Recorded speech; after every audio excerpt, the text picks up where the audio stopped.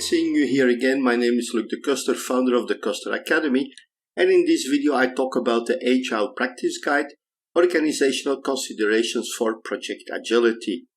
Here we will look at organizational structure and the evolving organization. But before we continue, don't forget to click on the subscribe button, click on the bell button, and every time we have a new video, YouTube will inform you about it. Let's have a look at the influences of the organizational structure on project agility.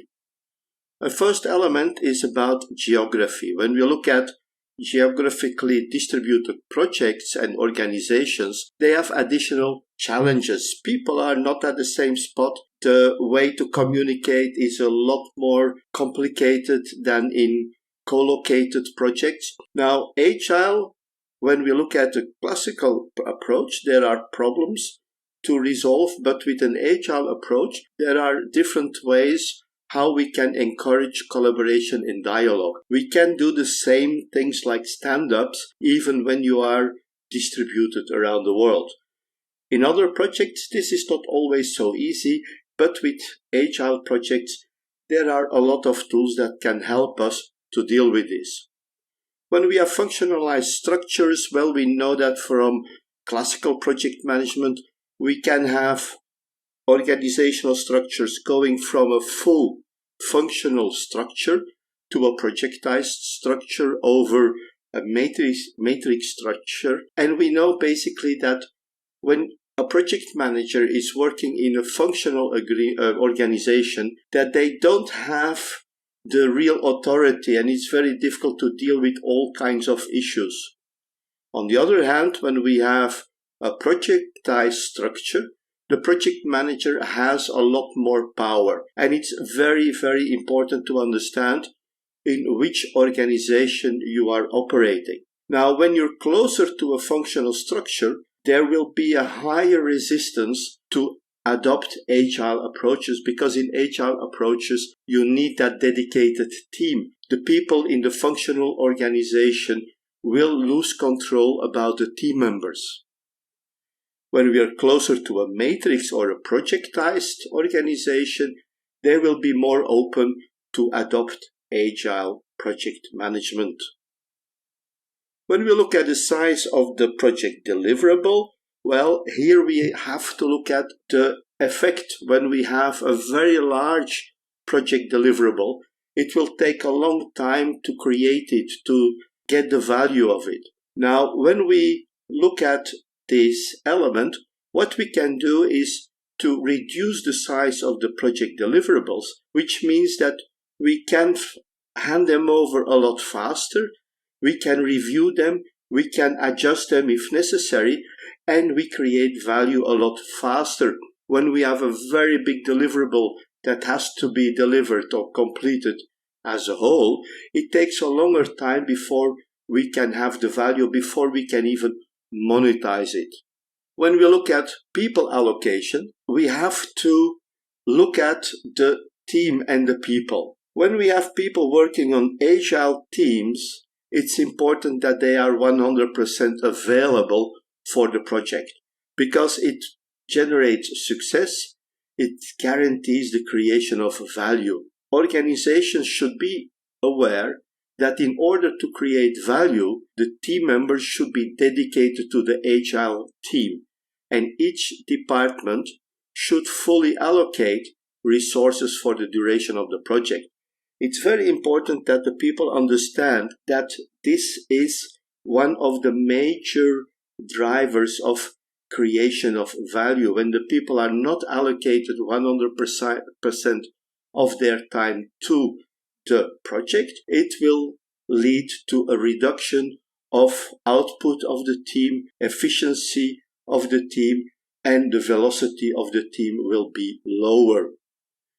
We also can consider problems or influences due to procurement-heavy organizations. Now, when you look at vendors that support your Agile projects, vendors have a different goal. They want to sell their products to the team, and you have to understand that they have those different goals, and you have to see that everything is integrated. When you look at the retrospectives, you can get information about the performance of the suppliers, and of course, understanding that there are problems, you can mitigate, you can find issues that you can resolve in time to provide so that you get a better cooperation with your suppliers. Now, when we look at organizations, typically evolution goes with changes.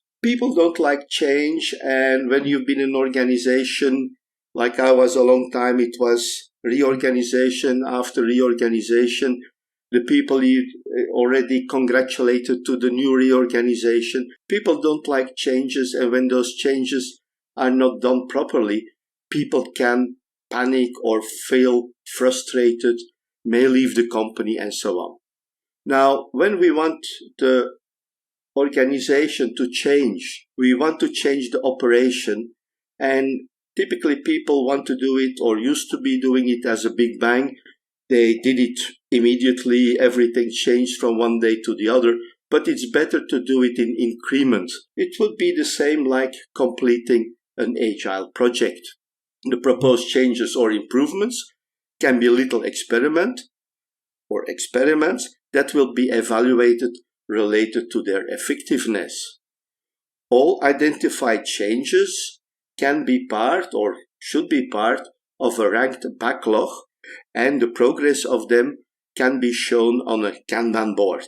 Here we have a Kanban board for changes. We have the different possibilities, and we start with a ranked backlog. Here are the elements, the stories or the changes that we want to implement. We have different elements. For example, in progress, we have the action items analysis. We analyze the action items. We look at the solution, the resolution of those action items. We look at risk management or mitigation.